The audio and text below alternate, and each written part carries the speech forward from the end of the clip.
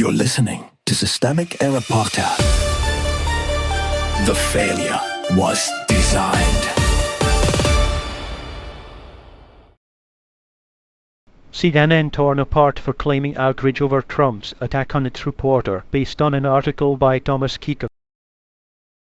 CNN helped build the stage Trump used, not a neutral audience. CNN is trying to act shocked that Donald Trump used the White House Correspondents Dinner to humiliate one of its own reporters. That shock is theater. The network chose to show up, chose to help legitimize the event, and chose to treat attendance as apolitical while sitting inside a ritual that turns political power into media pageantry. Afterward, Semafor reported that CNN staffers were furious and some leaders were talking about scaling back next year's dinner presence. The power was never in the room full of journalists.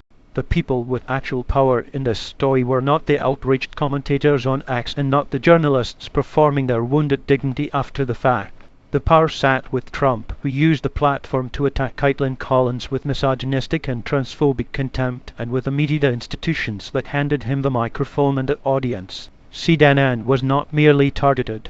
It was part of the machinery that made the attack legible, viral, and profitable. Outrage after participation is cheap.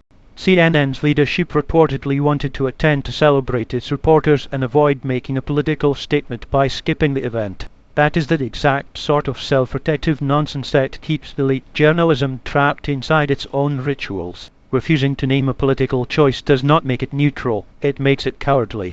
If the organization believed the dinner mattered as a civic institution, it also had a duty to understand that Trump would use it as a stage for cruelty. That is not a surprise. It is the function. Trump did not derail the event. He revealed it. The dinner was already delayed because of an attempted shooting at the earlier scheduled event. That alone should have stripped away the fantasy that this is some harmless industry banquet. Instead, CNN still showed up, still elevated the room, and still let the spectacle roll on. When Trump attacked Collins and CNN, he did not break the format. He'd exploited it exactly as designed: provoke, dominate attention, force the press into a posture of offended helplessness, then let the whole ecosystem circulate the clip.